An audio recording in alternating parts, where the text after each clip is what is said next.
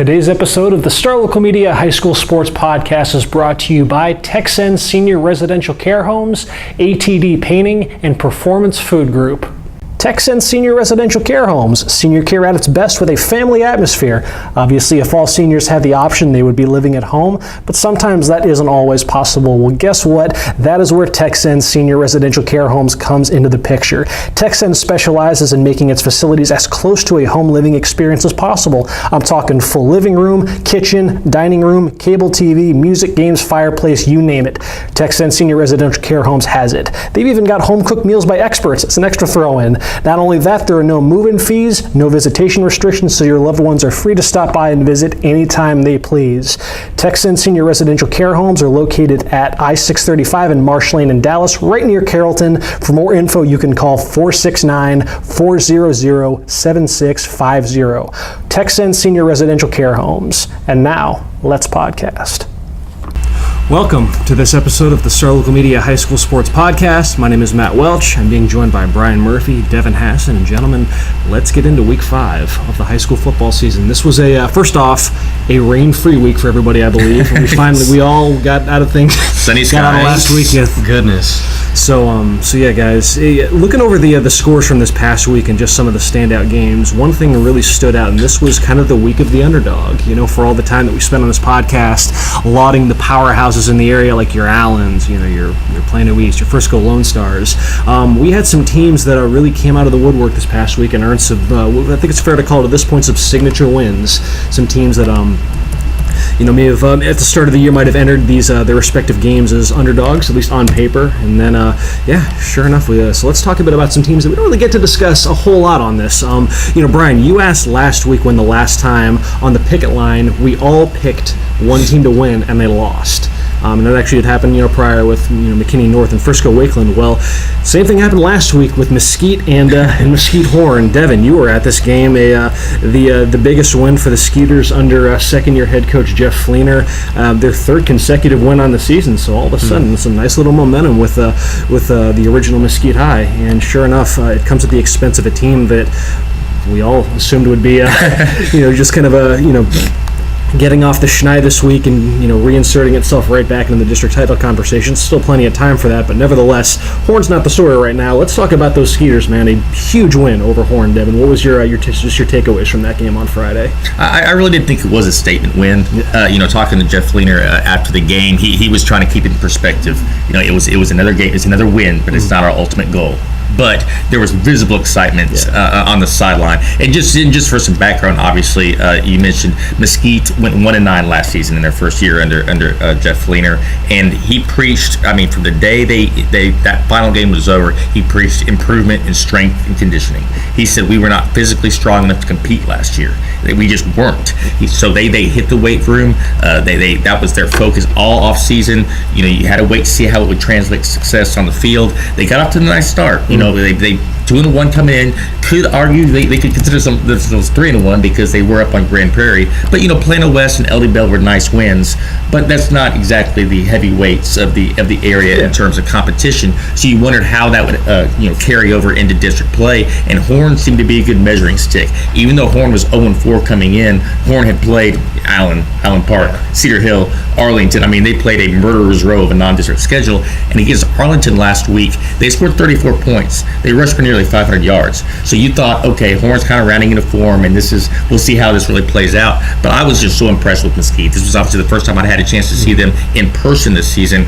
That defense, after rushing for nearly 500 yards against Arlington, Horn was held to under 300 total yards. And this is a Horn team that features defending district most valuable player Jermaine Gibbons, Asias Taylor, Nikowski Emery's come on strong.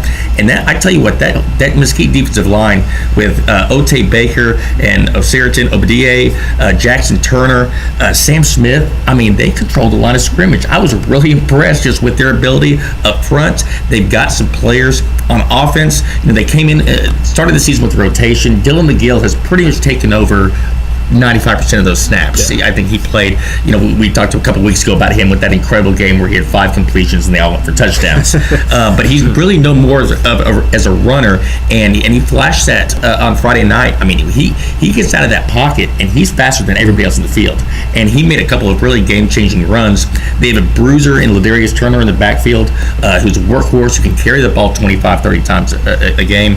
And their wide receivers, there's talent out there. Devin Davis is their 6'4" prospect out there. He was double teamed for most of the night, so he didn't have as much of an impact last week. But Jadarian Smith made 2 of the better catches you'll ever see on the sideline. One just set up the game-winning field goal that I'll get to in a second. And Kyron Frazier, their sophomore, caught 2 touchdown passes.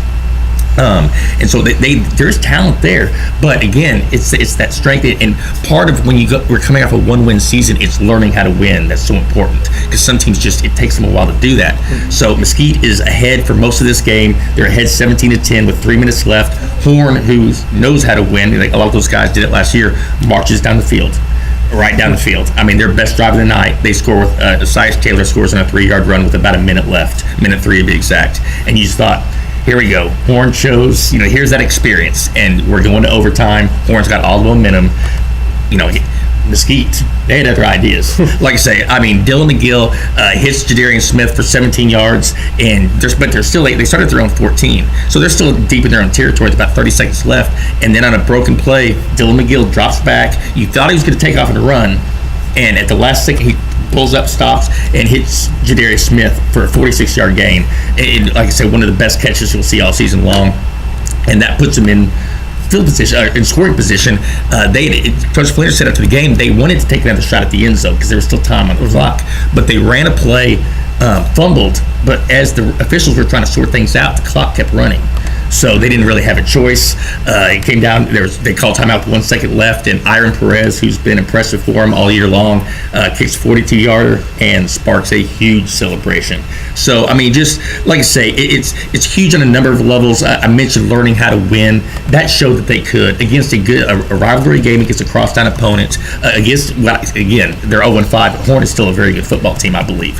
And it just huge in terms of confidence, huge in terms of momentum, and huge in terms of the district and in terms of the playoff race. Yeah. You look at that district right now, Longview and Rockwall have kind of established themselves as the top dogs. And Longview beat Rockwall last week, making them kind of the early front runner. But you take those 2 teams out of the equation and just say, for hypothetical sakes, those 2 teams are in. Well, that's a 5-team race for 2 playoff spots. Mesquite already has a win over Horn now, who arguably could be, the 3rd best team in that district coming in. And so that's huge in terms of I picked Mesquite to make the playoffs last week, which was kind of a stretch because I didn't do that prior to the start of the season. But, not just from a confidence standpoint, but just from looking at the standings, that is a huge head-to-head win. And Mesquite could be looking at a return to the playoffs a lot sooner than people picked. What I want to get a quick take on Horn, because this is like we can explain away the first 4. It's as tough a non-district schedule as anybody in the state had. This was one though where I think the stars were kind of aligning, like you said, with the momentum they seem to be building against Arlington. The stars were kind of aligning for this to be a big bounce-back opportunity for them. After seeing them in person, what do you attribute this slow start to right now? What needs to get corrected for Horn to start looking like the Horn of old? And it's strange because Jermaine Givens, last season, they were so prolific both passing and running the ball, and they always have good athletes on the outside, but they attempted 3 passes in the first half, and it just confounded me. They just were sticking to the run. It wasn't a grind game that was necessarily moving the ball well, but that's what they were sticking with. And when they did that last drive, when they had 68 yards on that in the last 3 minutes, they threw the ball and they looked good doing it. And I kind of went, I don't know why y'all weren't doing this the entire time. I think they're just trying to find a rhythm. I guess get some continuity with those new guys at receiver, because they did have to replace several guys on the outside. Nikowski Emery, who was one of their receivers last year, has moved to the backfield for the most part, and he's been electric. He had a 29-yard touchdown run last week. Like I mentioned, Esias Taylor has been solid, and Jermaine Givens always has a chance to break down a defense with his legs. So I look for him to try to open up a little bit more, because again, Mesquite did a good job containing them. They still put up their share of yards on the ground. I think they had 234 yards rushing, but it was small gains. It wasn't the big plays. Mesquite did a great job of limiting big plays. So the talent is still there. Again, that defense is solid, and I still think they're going to factor in the playoff race. I still think they'll make the playoffs. But yeah, I mean, I've been saying this for weeks, so I was like, don't worry about the Allen. It's understandable. But now you look up and it's halfway through the season and they're 0-5. And I can't. When do you hit the panic button on that? Exactly. You can't. There's going to come a point where I can't just say, just ignore last week. Ignore last week. It's funny. I got to remind myself that these are just like 16, 17-year-old kids, and I mean, they're not accustomed to going through this. This is just such uncharted waters for them. So you worry that maybe because it's not going to be any easier this week when they get Rockwall. No. You hope that just some bad habits will start to kind of matriculate, and this, I don't know, a sense of doubt kind of creeps in, because this is just unlike anything that these kids have ever experienced. Yeah, I mean, this is a team that went 9-2 last year, and they went undefeated in district.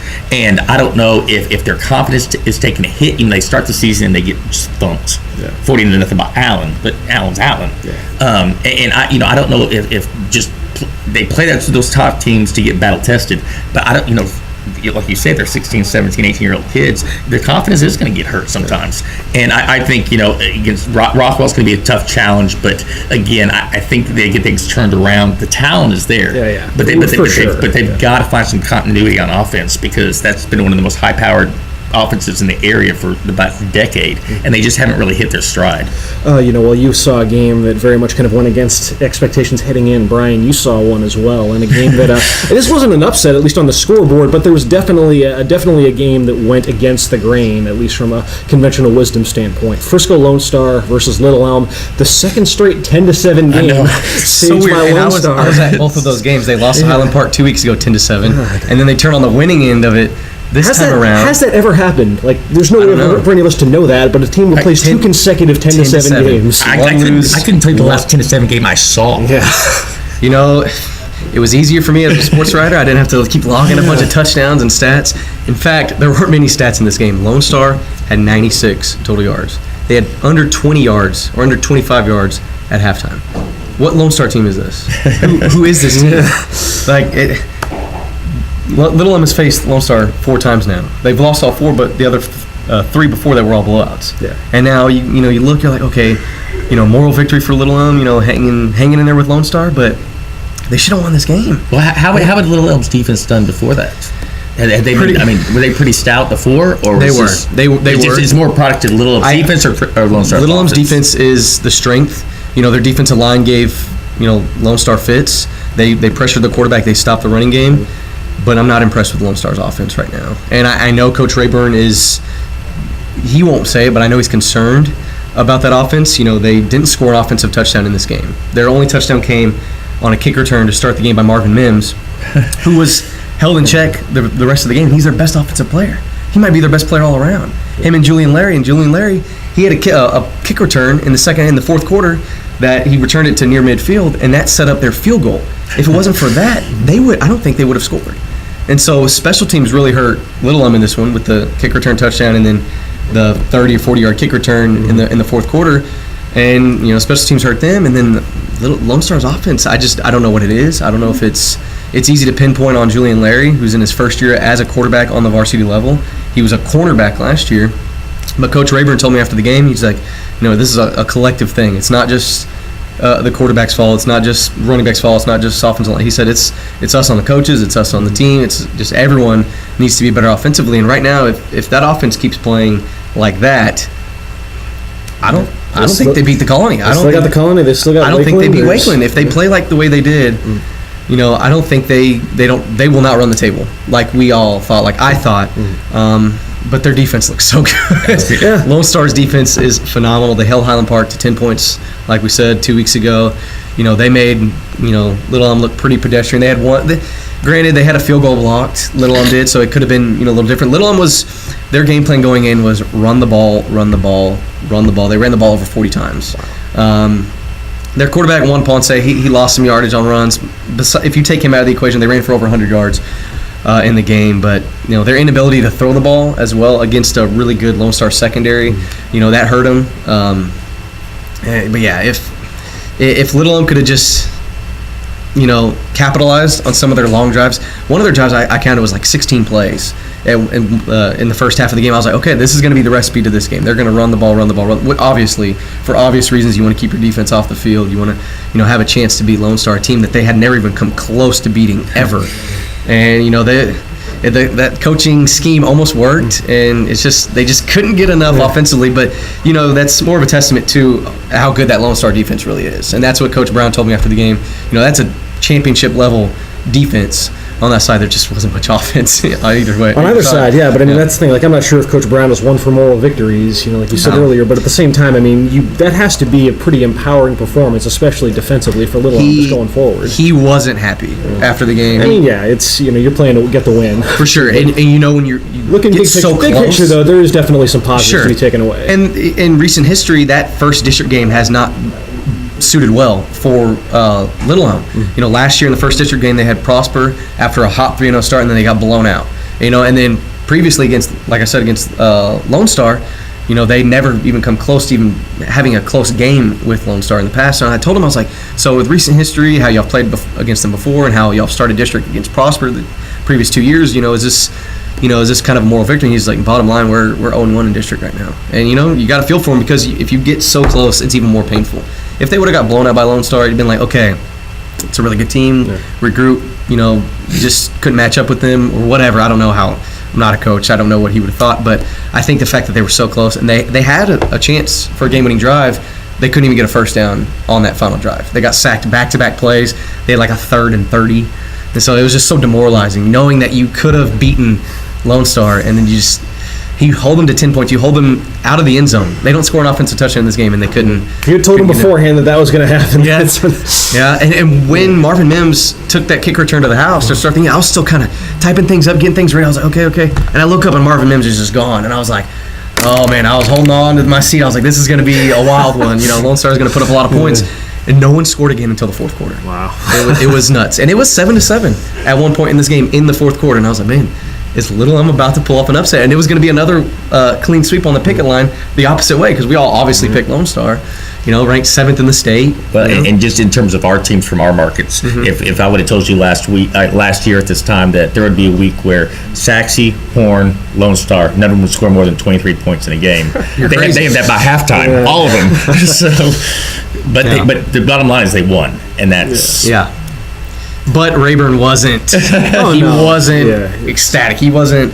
How could you be? Yeah, he knows there's room for concern and whatnot right now. Meanwhile, so while you were watching that game, a game where there were combined 17 points scored, there was a nice little shootout and some nice history for the youngest school in Frisco ISD. Let's talk a bit about those Memorial Warriors. What a performance by them as they get their first ever victory against, I guess, the second youngest school in Frisco ISD, a 45-40 victory over Lebanon Trail. Sounded like an absolute thriller. Brian, just kind of talk a bit about just the significance of this for Memorial. It's huge, because we thought, this would be Memorial's only chance for a win this year, and they got it. Seeing in Lebanon Trail, they actually got to play JV football the last 2 years. Memorial did not. They just pretty much started from scratch this spring, pulling kids from Heritage, Lone Star, Wakeland, kids with no varsity experience coming into the season. I think only 3 players had ever even played in a varsity game before. And they come in here and they just compete, not only compete, but they gave it to Lebanon Trail in a shootout. 45-40, there was over 800 total yards in this game. Almost 900 total yards, actually. They went with a different quarterback in this game, which was intriguing. They had been going with Matt Sanders, who played a lot of minutes last year with Heritage, with Amari Jones going down, but they started Charlie Flowers instead. He threw for over 300 yards, 4 touchdowns. Nice debut. It's a nice little debut, and right there. And granted, Lebanon Trail had struggled the week before against Frisco, but you're looking on this game on paper. You're like I said, Lebanon Trail, they've been a unit for 3 years now, so they have that upper hand. But neither side has seniors, and you know what? Kids get juiced up for games like this. They played it in the Star. That explains why there's so many points, maybe. But and I'll actually be meeting with Coach Roberson and the Warriors later this week. for a big story on them beating Lebanon Trail. See what they have to say about all this. Just, just looking over some numbers. Got to throw a shout out just for them for their mental fortitude. Just looking at the way that this game transpired. They jumped off to a massive lead. They were up in the second quarter, 24-7 on Lebanon Trail, and for a team like that, that's just taken some rough losses already to start the season. That's just like, wait a minute, what? Look, we're dominating. What's the? But and then obviously Lebanon Trail has the big comeback though in the second half. They were leading at the end of three quarters, 34-31. So just like that, all that momentum is gone. And shout out to Memorial for standing firm and just bending, not breaking. There were 3 lead changes in the fourth quarter, and they took the lead for good on this one on a 40-yard pass from quarterback Charlie Flowers to Chris Lagrone. And there you go, history. Yeah, history making. Before this game, they hadn't scored a touchdown in the first. Well, they'd only scored 1 touchdown prior to that, and it was in garbage time against Lovejoy. And the game was ultimately decided. That game was 74-13. The previous games, shutout against Salina, only a field goal against Independence, and they were shut out last week against a Broswell team that isn't very good, to be honest. Mm-hmm. And so they could have gone into this game very demoralized. Lebanon Trail, they already had a win under their belt after beating Fort Worth Southwest in week 1. So it's like, hey, Lebanon Trail's proven that they can compete and that they can win games. And here we are. We've really haven't scored I wouldn't say a meaningless touchdown or a meaningful touchdown. But, the fact that they jumped out on them early, I think was key, to beating the Lebanon Trailblazers. That's still so weird to say. Yeah. So that's a look at just a few of the underdogs that emerged victorious. We got a few more to discuss on the back end of the podcast, but in the meantime, let's shine that student athlete spotlight. I should say. Jeez, talking is hard. We just talked about a shootout out in Frisco. I got to see a fantastic shootout at Prestonwood Christian, where Prestonwood beat Houston St. Pius X in a rematch of last year's state title game. Front and center for that one was quarterback Dylan Cadwallader, who combined for 6 touchdowns in that win, and we had a chance to catch up with Dylan to talk about what has to this point been the signature win for Prestonwood on the young season and his big year overall. And we will see what he had to say after a word from the sponsor. Let's take a quick break to talk about ATD Painting. Whether it's painting, staining, carpentry, residential, commercial, interior, exterior, if you need it painted, ATD Painting has got you covered. At ATD Painting, their goal is to provide a home improvement experience that is a great value, trouble-free, and enjoyable. And painting is really just kind of scratching the surface as to what these appointments entail. For ATD Painting's interior projects, things like painting, wall repair, ceiling repair, they'll make sure that your floors and furniture are protected and that everything is all cleaned up afterwards. For exterior projects, not only will they do the painting, but they will hand scrape loose paint, reattach loose boards, recalc windows or doors, plus much more. Not only that, if you visit their website right now, atdpainting.com, you can find a coupon for $200 off a complete exterior purchase. Once again, ATD Painting. They've got 4 locations in the Metroplex, including in Plano and Lewisville. For more information, call 972-694-8888 or visit atdpainting.com. That is ATD Painting. Check it out to see just how affordable professional painting can be. And now, let's get back to the podcast. We are out here at Prestonwood Christian Academy talking with Dylan Cadwallader, senior quarterback for the Prestonwood Christian Academy Lions. Prestonwood fresh off a big 57-48 victory last week over Houston St. Pius X, a rematch from last year's TAPS Division I state championship. First off, Dylan, thank you for taking the time to chat with us today. Yeah, thanks for having me. So, congratulations on the win, man. Huge win. Obviously, a very dramatic game, went right down to the wire. A big night for you, for the rest of the offense. You've had some time to let that game settle in. So just thinking back to Friday, just kind of put that performance into perspective for you and just the entire offense in general. Just how proud are you of the way the guys came through? After coming in on Saturday and watching film, we did a great job. All around, we had mistakes too, which we'll be able to fix today and to this week coming up against All Saints. But it was a huge win for us and our program coming into the district play. Now, this required a game-winning drive, some late-game heroics from yourself and the rest of the offense. Is that the first time you've ever had to stage a game-winning drive during your high school career? Yeah, I think so. Mm-hmm. I think that was one of the biggest ones.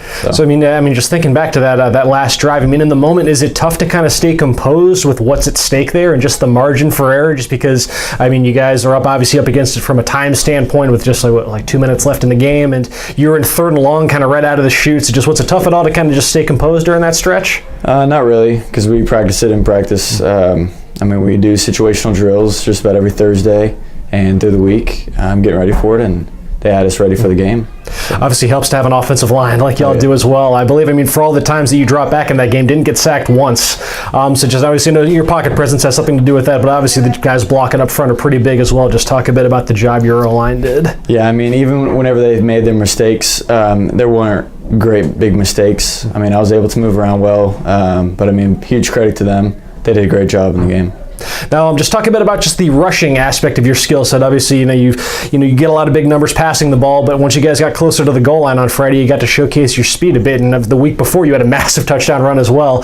Just talk a bit about your comfort level as a rusher, because it seems like once you guys get near the goal line, they kind of open up the playbook a bit more for you.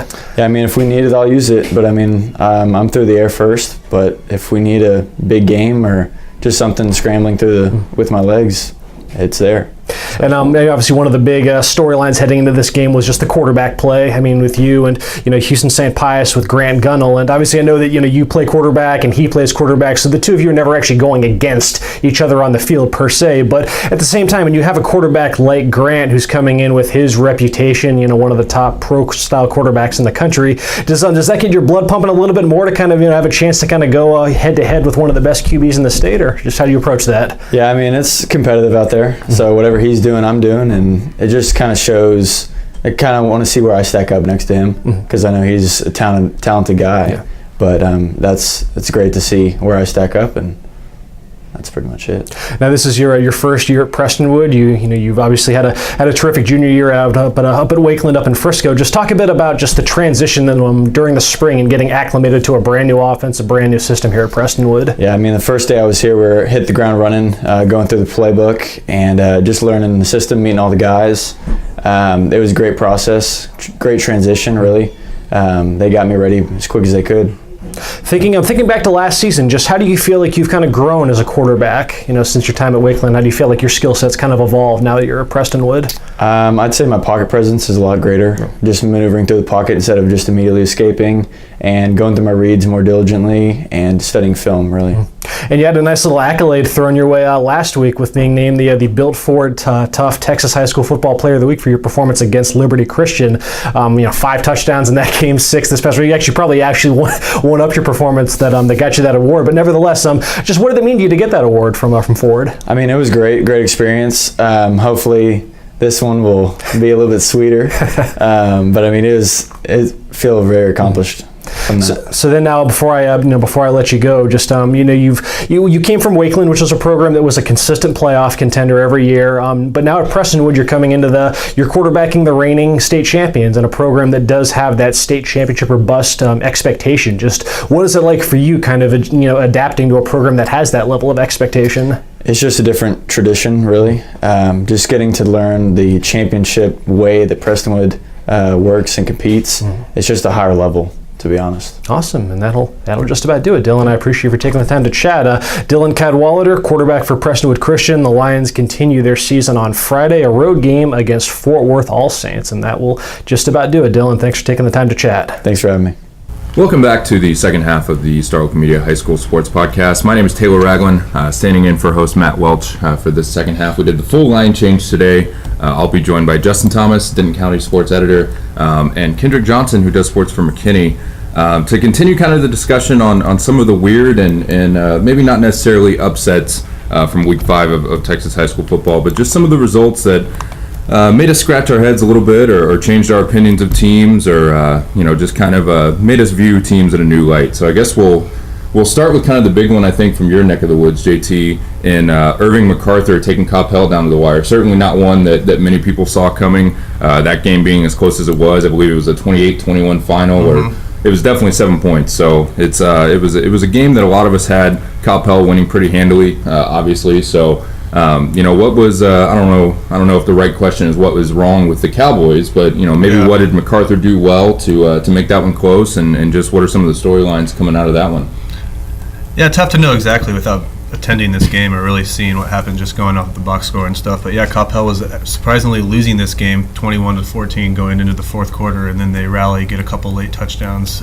They score the game winner with about a minute and a half left. So not really sure kind of what happened, why this game was so close. I guess maybe we'll have to start giving the Irving schools a little more credit than we thought coming in. Seeing how they did in the non-district, and then putting between this one and Nimitz, Hebron, maybe a couple more competitive scores than we thought for both of those games. So maybe these Irving schools are a little better than we thought. It kind of looks this might be a little tighter, more than a 5-team playoff race if you want to include MacArthur and Nimitz in the mix now, seeing their results last week.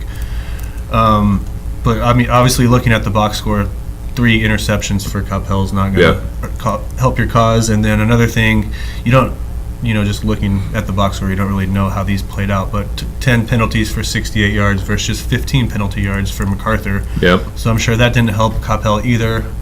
Maybe some distractions with homecoming week at Coppell there. You never know how that. Maybe looking ahead to the big game this week. Yeah, maybe looking ahead to the big game against Hebron coming up on Friday. So all that stuff could play in, but they still got the victory. This is a Coppell team that in the past I've kind of felt plays to the level of their competition a little bit. And I remember a couple of years ago it was a Bell game that was a real close game, and I was really surprised. And then they went out and played somebody good the next week and beat them. And so this is a team that I've kind of thought in the past has kind of played to the level of their competition, maybe a little bit more than they should, kind of letting some lower teams hang around a little and really playing up to some bigger teams.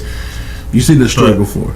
Right, yeah. But they did pull out the win, so I mean, they got the win. They're 1-0 in district, and now nobody will care about this game if they come out and do play to their potential against Hebron. So. Yeah, I mean, yeah, you're right. Maybe it is a case of us kind of leaning on past experience and not covering those Irving teams. As in depth as we do teams that are closer to us. So maybe they are just a little more competitive. I think we all just have to it's really hard in high school football to see how one team played against another team, and then see how that, because you look at Coppell beating LD Bell 41-7. They didn't even give up a point till the last minute.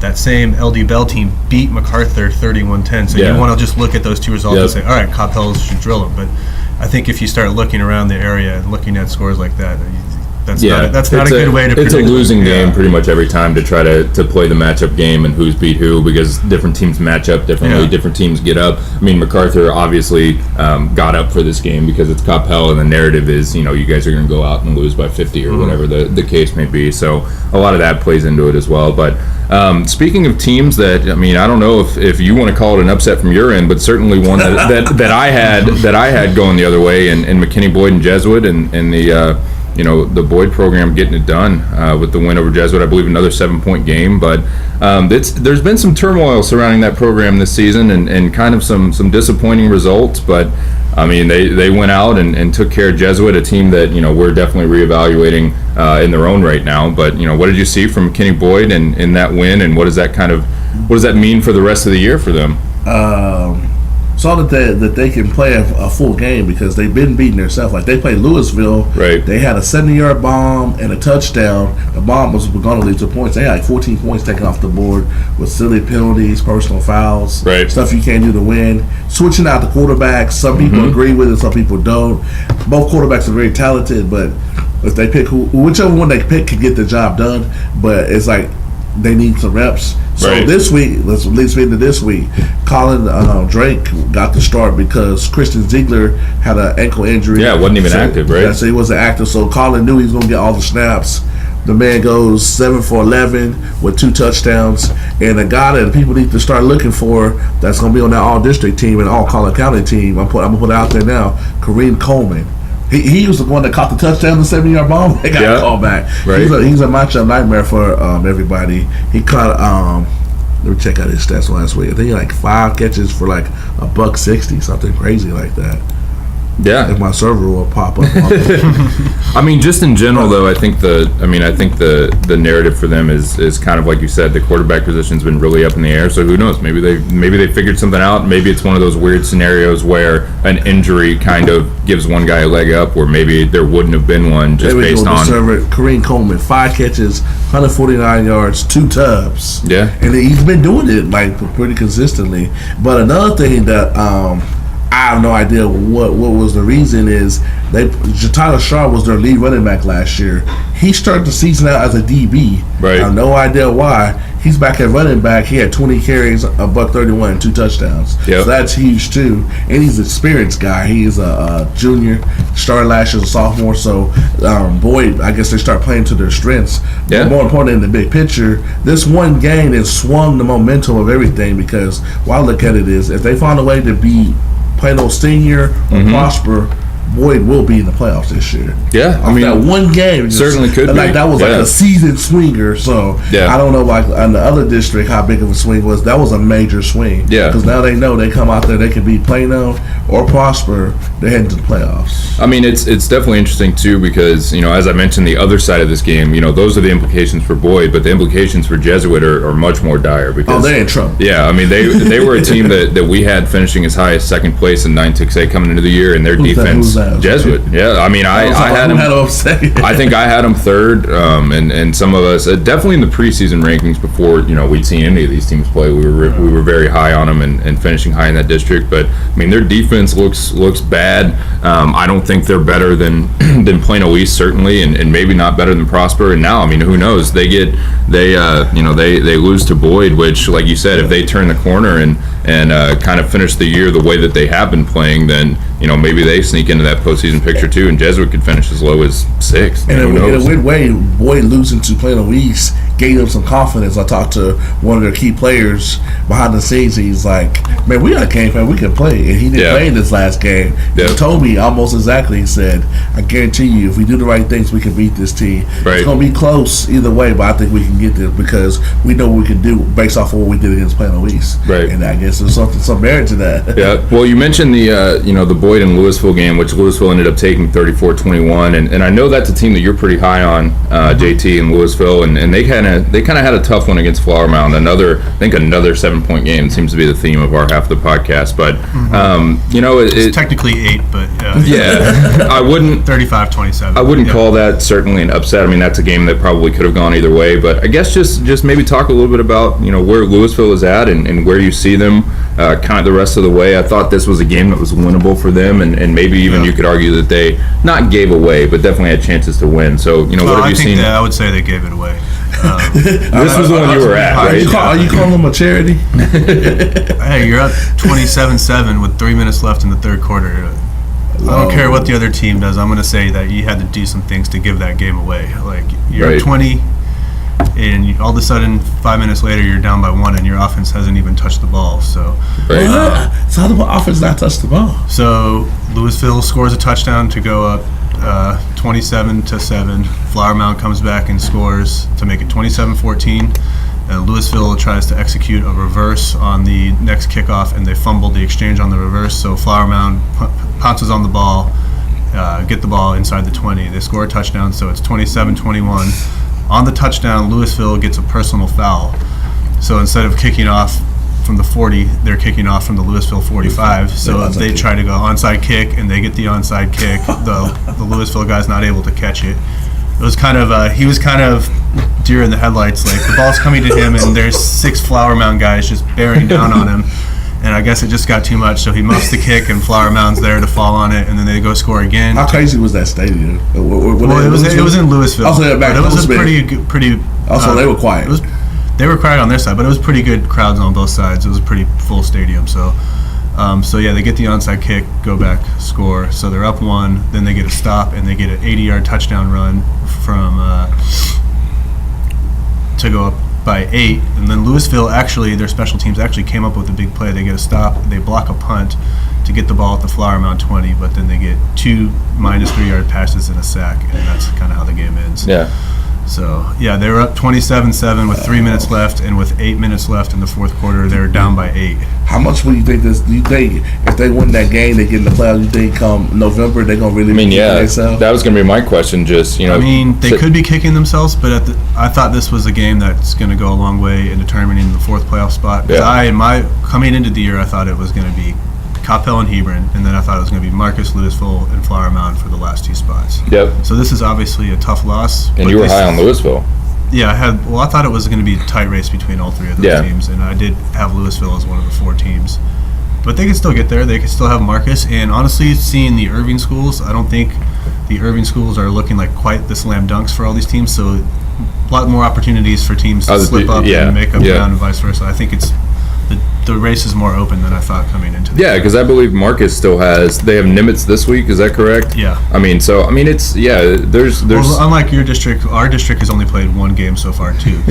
So Friday was just the first game for everybody. We're not 2 games in. Right. 6-6A. So it's no reason to hit the panic button for sure. But come the end of the season, it's if Lewisville, definitely one that could come down and maybe if tiebreakers come into play or stuff like that, they can say, well, we should have just beat Flower Mound and we could have it. Yep. Or if Lewisville finishes 5th outright, then it's like, well, who knows if we don't give away that game to Flower Mound. Flower Mound, meanwhile, has got to be riding high because they didn't score the first half, then they come out, and I know the field position played a little bit of a role in it, but they really cranked up their offense. They really got it going and scored 35 points in 8 minutes of game time. I don't care if you get turnovers and stuff. That's still pretty good. Yeah. Speaking of a lot of offense, I guess we'll go to kind of the last one that we wanted to talk about on our half of the podcast, and McKinney North getting blown out by Sherman. So I know it's another team that you're pretty high on. I think you have them in the playoffs for sure, but what happened for the Bulldogs against the Bearcats last week? I think for basically what could go wrong did go wrong because they gave up 335 yards rushing. They hadn't even given 300 yards rushing and combined their first of 4 non-district games combined, which is crazy. And also, I even know I gotta put out some feelers and stuff. I'm gonna go out of practice today. Their star quarterback Cam Constantine only threw 5 passes and only had 6 rushes, and he's averaging 130 yards rushing and 250 yards passing. So that's a lot of offense that they didn't have. So that's interesting. I have no idea what happened, but all you have to do is look at the box score, and you can see that Sherman had not 1, not 2, but 3 guys go 95 yards or above. Yeah, that's crazy. Yep. And the carries were 15, 16, and 14, so they would come at them all night long. Yeah, I guess they must have found something that they couldn't stop because, like I said, you got 3 guys that they chopping them up with 16, 15, and 13 carries. That's crazy. Yeah, I guess the question then for me, kind of, with all of these games is, and a little hidden gem. The North people don't talk about this, and I thought about it last year when it happened because they came out flat the first game. North has not won their district opener since like 2008 or something like that. Something crazy. It's like 9 years in a row. So they're used to bouncing back in a weird way. It's their biggest position. Kind of same old. Yeah, they've been in the playoffs the last 2 years. They have not won a district opener, so it's something that they're used to. Well, I guess then the question is, do you think that that holds true this year? You think this is a blip in the radar? I know that coming into this week, the defense had played really well, and obviously a pretty big slip up to give up nearly 60. But Coach Brandon Villarreal, if you want to look online right now, we have a Sunday spotlight running on him. He's rebuilt this defense because last year they got torched, which he torched everybody by John Stephen Jones, who's Jerry Jones' grandson. He threw 6 or 7 touchdowns against them and ran for 2, while Highland Park ran up 73 points in the second round playoff game. So that kind of was like the basis of them rebuilding the defense. And so far, the defense, they needed to get a stop to win the game against Waco Heath. They got it done. They need to get a stop against Justin Northwest. They got it done. Right. And then the game they lost to Frisco Wakeland, they only gave up 17 points, and Wakeland averages like 38, 40 points a game. So their defense, I think, is just a blip in the radar. But whoever wins on Friday is going to be key for Texarkana. That's a swing game for both teams. Texarkana is one of the teams that were highly rated, and they're not looking the part. Yep. Well, they got the suit on, but they don't look the part. Right. Well, speaking of that game between Texarkana, Texas, and McKinney North, that's one of our Game of the Week nominees for this week. Some of the other big ones, Coppell and Hebron, obviously we kind of alluded to. That's always a big one. I believe it's at the Woodshed this year, if I'm correct on that. Lake Dallas will take on Denison at home, and a couple other good nominees in our Game of the Week poll, which should be up online shortly for you guys to vote on. And we will be back Wednesday, most likely, with another edition of the Star Local Media High School Sports Podcast to talk the Game of the Week winner and the other 4 games that are kind of the marquee ones, and a little bit of a slower week. A lot of byes this week again. 9-6A is off, and some other districts, but still some good games out there. So we will be back later this week to talk about those. So have a good start to your week. Kendrick, Justin, thanks for joining us, and we will talk to you guys soon. Thanks for checking out this edition of the Star Local Media High School Sports Podcast, brought to you by Performance Food Group. Performance Food Group delivers more than 150,000 food and related products to customers all across the country. If you want to get in on that process, PFG just might have a spot for you. Their McKinney office is currently hiring. Job openings include Class A CDL drivers and warehouse order selectors, as well as many other entry and part-time positions. An ideal choice for college students or people just wanting to find new careers in general. For more information, you can visit their website at pfgc.com/careers for more job openings. If you prefer to contact them by phone, you can call at 214-491-3130 for more details. Once again, that is Performance Food Group, located in McKinney at 500 Metro Park Drive.